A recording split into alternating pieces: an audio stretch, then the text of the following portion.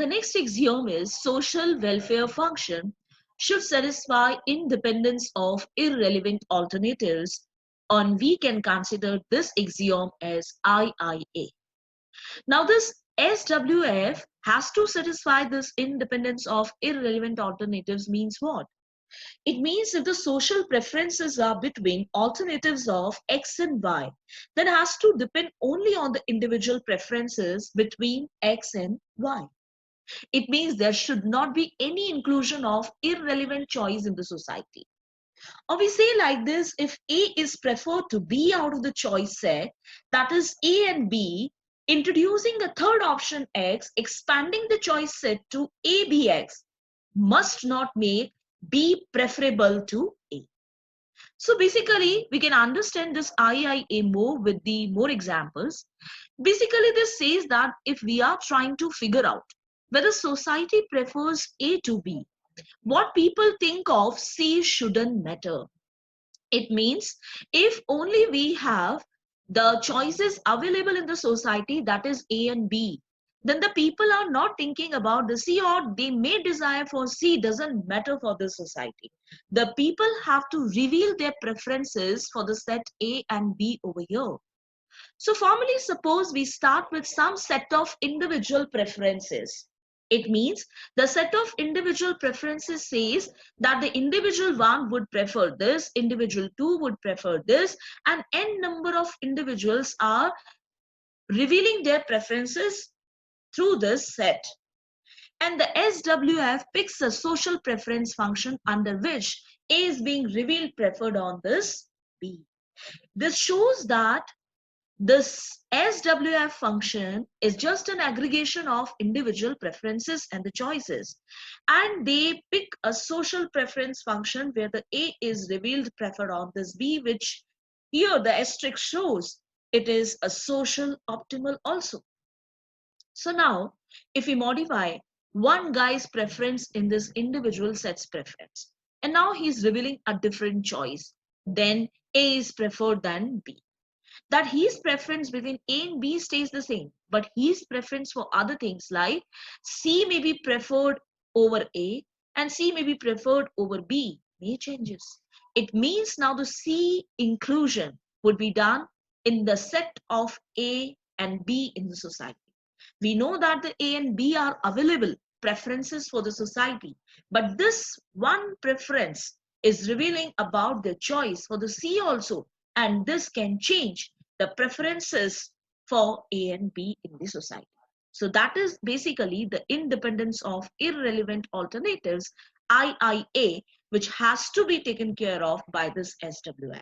So if this is happening, then under the new preference, because now we are reaching and arriving to the new preference, the SWF should still pick a social preference function. It means A is preferred on B.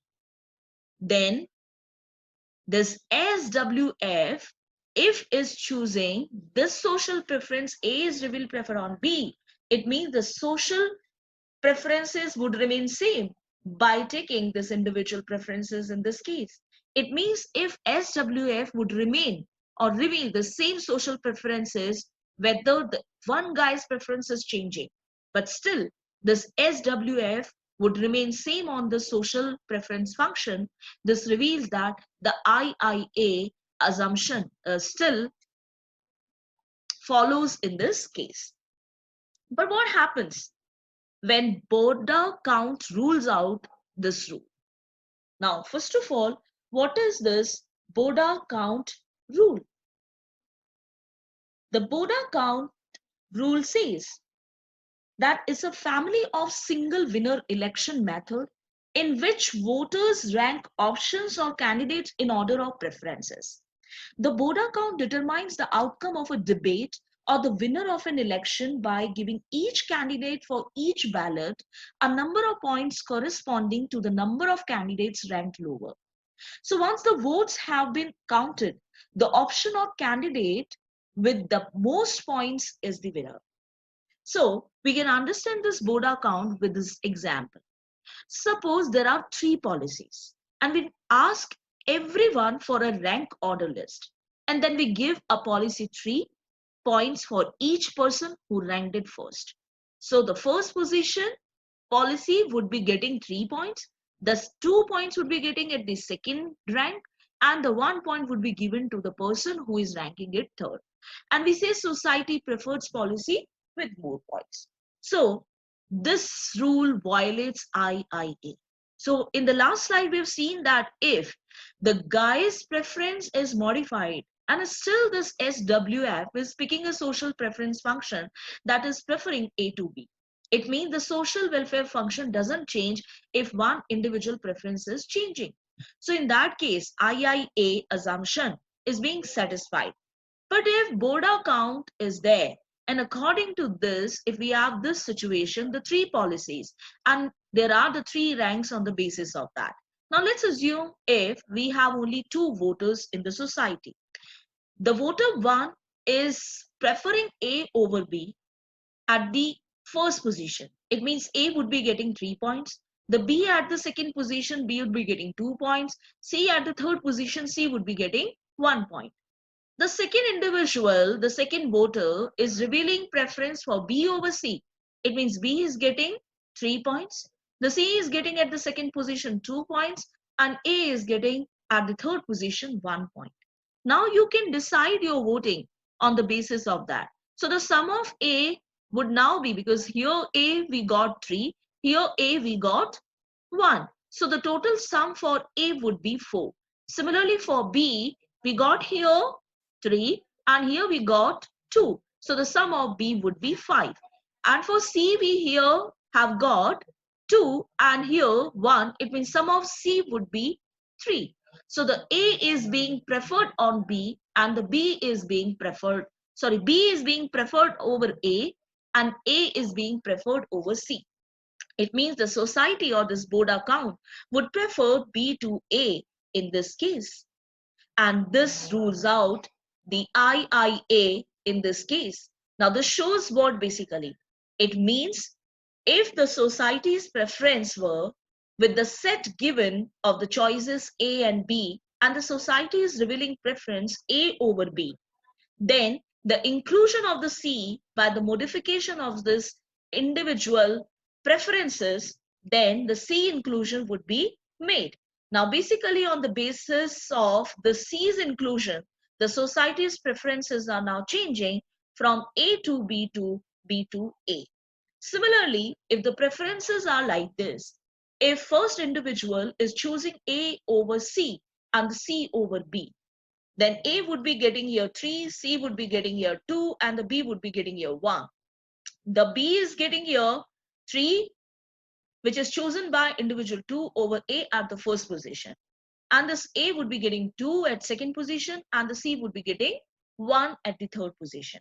Now again the sum you can do. The 3 and 2 would be 5, and the B over here is 3 plus 1, 4. The C would be 2, 1 plus 3. So here the changes in the preferences would come. The society again is preferring A over B. But you can observe one thing over here in all the sets, because we were given only the sets of A and B in the society and we can choose A over B.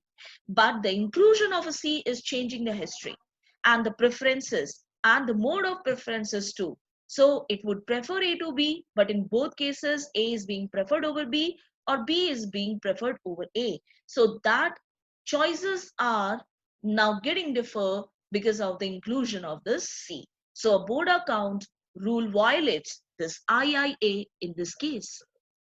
Now this particularly, the Arrow's impossibility theorem is taking the whole analysis based on ordinal preferences. This is not the cardinal approach in this case. All we know is whether an individual prefers one policy to another. We have no language even to even talk about how much he prefers one to another.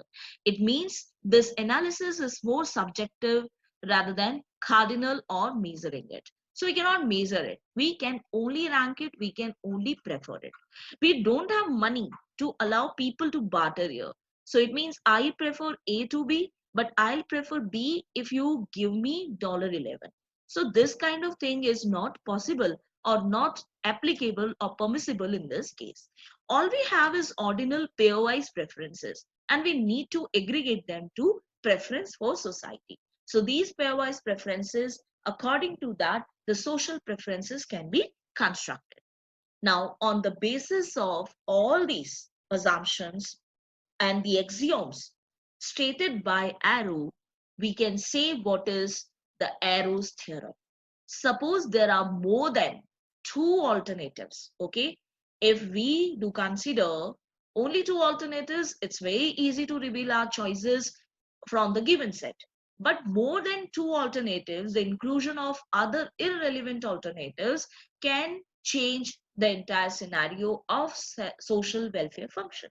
Then no social welfare function F satisfies U unrestricted domain, SO which is social ordering, the WP which is weak Pareto, the D is which is non-dictatorship, and this IIA which is independence of irrelevant alternatives. So if such situation is given, there are more than two alternatives, then no SWF is being satisfied on the basis of given an axioms of Arrow theorem.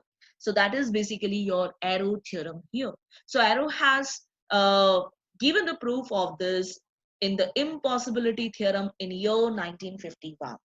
He says that a social welfare function is itself a dictatorship. If the social preference always just reflects the same one guy's preference, that is, there is some individual K such that regardless of anyone else's preferences, if A is being preferred over B in the society optimally, if and only if when this individual K is choosing A over B.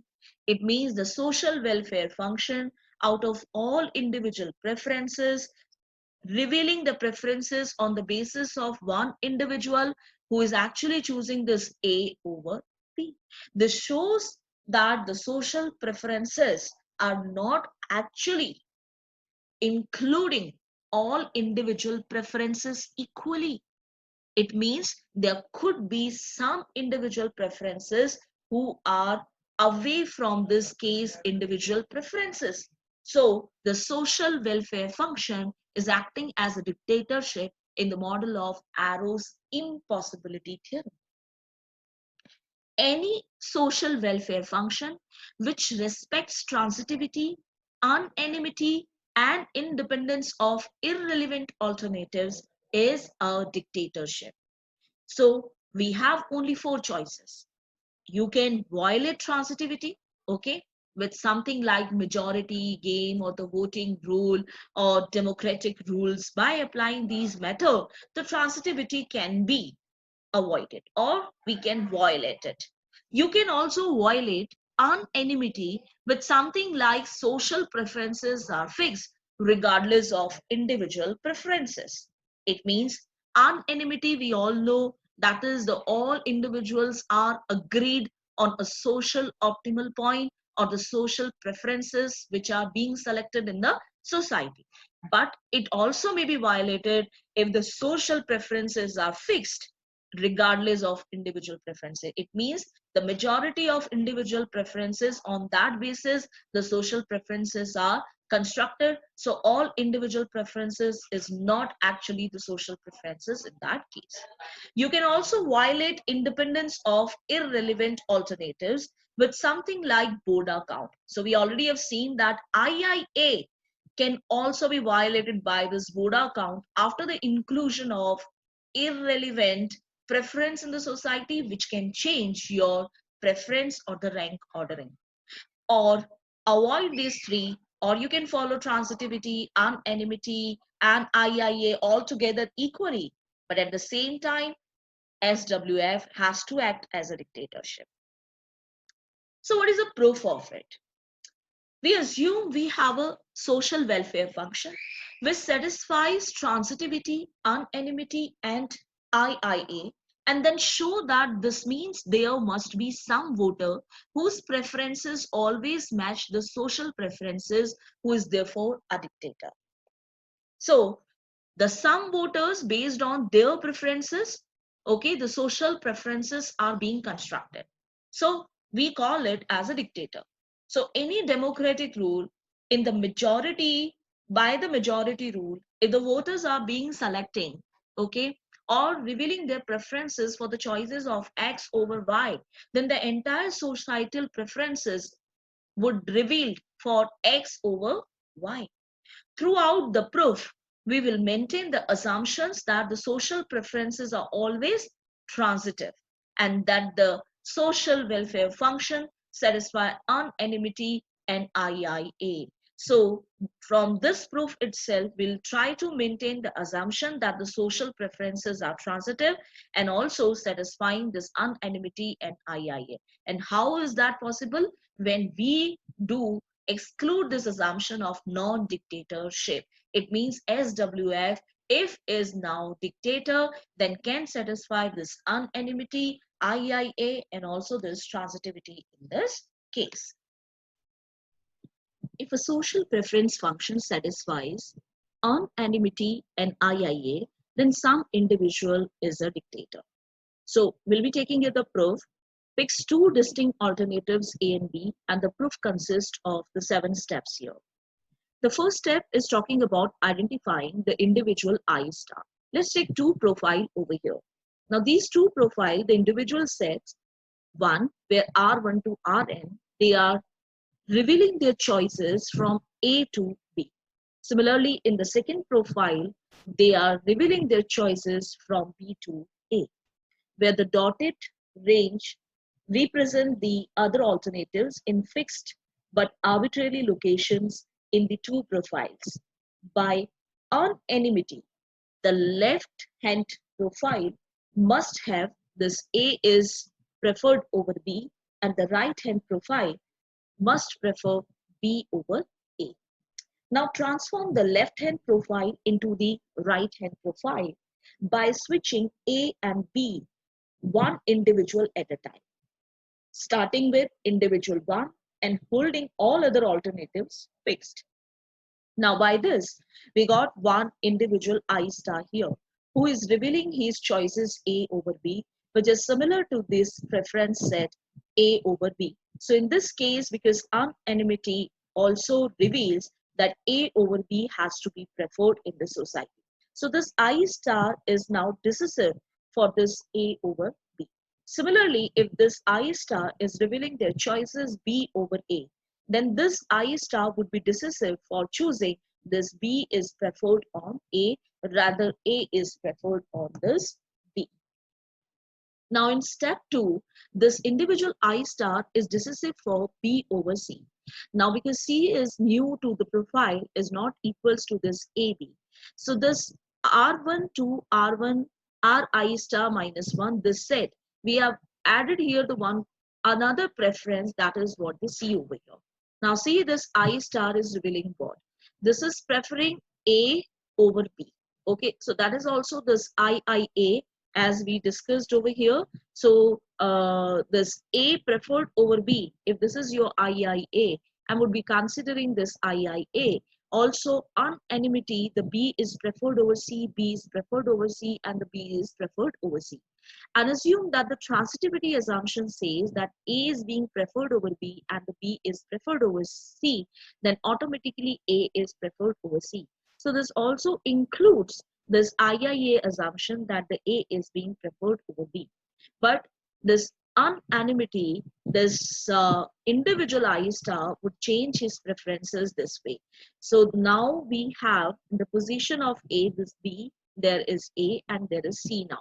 So B is now revealed preferred on A is being revealed preferred on C, and based on this, if transitivity says here A is preferred on B, B is preferred on C, so indirectly A is preferred on C, that is also being satisfied here, the A is preferred on C. So the transitivity is also satisfying. Unanimity, because B is preferred on the C here, if we consider this is neutral, they both are having indifferent relationship, or we consider the B is being preferred on C immediately. So in this cases, we have found that the B is preferred over C, B is preferred over C, B is preferred over C as unanimity. This individual I star is decisive for B is preferred over C by satisfying the IIA and also unanimity in this case. Now there is the step 3 where the I star is decisive for A over C. Now see here, the A and C either both are indifferent, or A would be chosen immediately over C. Then A would be preferred on this B here, A would be preferred on this B here, A would be preferred on this B here. So it means all cases there is unanimity. Our transitivity IIA assumption says that A is preferred on B, B is preferred on C, so ultimately A is preferred on C. This also includes the assumption of unanimity in this case. So that is why the I star would now be decisive A over C. The step 4 says that I star is decisive for C over A. Now see here we have a preferences like this. The I star is revealing preference. C is preferred over A and A is preferred over B. So somewhere if we consider our IIA, if A is being preferred over B, so this particular profile may also be revealing that C is preferred over A is preferred over B. So ultimately C is preferred over B. Okay, so that is our unanimity also. The C is preferred over B, the C is preferred over B, and so this unanimity also includes this A is preferred over B, A is preferred over here on B. But now if I star is changing his preferences by replacing this C, B, A like this. Now in this case, our IIA, C is being preferred over B and the B is preferred over this A. Okay. So in this case, C is directly preferred over A. Now, if this is the situation, the B is in here because our unanimity is also says that C is preferred over on B, C is preferred over on B. So this also includes this assumption of unanimity over here by giving decisive on C is preferred over B and the B is preferred over A. So ultimately C would be preferred over A according to this IIA. Then the step 5 I star is decisive for C over B. Now again we have a same meaning of this B slash C. It means the B and C both are either indifferent or the B is selected immediately over C. So now in this case C is preferred on A is preferred on B. So ultimately C is preferred on B. That is your IIA. But what is our unanimity in this case? That A is preferred on B, A is also preferred on B, and A is also preferred on B. So this particularly include this our IIA where the C is preferred on B, A, and C is also preferred on A is also preferred on B. So ultimately C is preferred on this B. So our unanimity assumption also satisfied with this IIA here. So that is why this I star would be decisive for C over B in this case. Then there is a step 6. The step 6 says the I star is decisive for A over B and for B over A. Okay. Now in this case we have this dotted line are the fixed alternates. So A, B has the same relationship that A is either indifferent with B or A would be immediately selected over or be chosen over B. So we have here that A is being preferred over C and the C is preferred over this B. This indirectly says that A is being preferred over B. So this is being satisfied for this I star that A is being preferred over this B. We also know that A and B both are showing indifferent relationship over here. So that is why this particular position can also be swapped. So B would come here, A would come here. In that case, B can also be preferred over A as per this I stars decisive for A over B or for B over A because of this indifferent relationship in the society. Then we have individual I star is a dictator. How he's becoming a dictator because this I star is actually revealing the choice which is analogous to the social welfare function in the society. So X and Y, if they are indifferent, A and B, if they are indifferent, either X is being preferred on Y or A is immediately being preferred on B. So similar case is here. Now this I star is revealing their choices. X is preferred on A is preferred on B, B is preferred on Y, So ultimately, this X is being preferred on Y. So in this case, the I star is decisive for X over A, for A over B, and B over Y. And we have X is preferred A is preferred on B, and the B is preferred on Y. Therefore, X is being preferred on Y. So ultimately, this is giving IIA assumption that X is being preferred on Y, and that is also being chosen as X is preferred on A, X is preferred on A, X is preferred on A, as unanimity assumption that is also being satisfied in this case when X is being preferred on Y. So that is why this individual I star is now is a dictator for constructing the social welfare function according to the preferences revealed by each and every individual in the economy. So that is also satisfying this proof of the Arrow's theorem, where it is, if it is satisfying anonymity and IIA assumption, then SWF is acting as a dictator for constructing the social preferences in the economy. Now, what are the arrow's consequences? There are the three consequences. Whenever the two individuals prefer X to Y, okay, then irrespective of the rank of third alternative Z, society will prefer X to Y. So this is seen following and satisfying the assumption of IIA and also the majority if they are moving from X to Y. So irrespective of the third alternative, we would be preferring X to Y. If in a given social choice, the will of individual A prevails against the opposition of individual B, then the will of A will certainly prevail in case individual B is indifferent or agrees with A. So, in a social choice, if individual A prevails against the opposition of individual B, then policy decision for the society A will certainly prevail in the case in individual B, either with the indifferent relationship or if they would be agreeing with the A by choosing the same preferences. So if individual A and B have exactly conflicting the interest in the choice between two alternatives X and Y, then the society will be indifferent between X and Y. So these three consequences would occur in the society with respect to the all axioms which Arrow has mentioned. So according to the Arrow, if we want to follow the social choices over here, then we need to follow the majority rule, may be inconsistent, even if individual preferences are consistent. Arrow first consider a simple case of two alternatives, social states, and proves that in this case, group decision or social choice through a majority rule yields a social choice which can satisfy all five conditions. But when there are more than two alternatives, majority rule fails to yield a social choice without violating at least one of the five conditions. So thus, in case of more than two alternatives, social welfare function based on individual preferences cannot be constructed.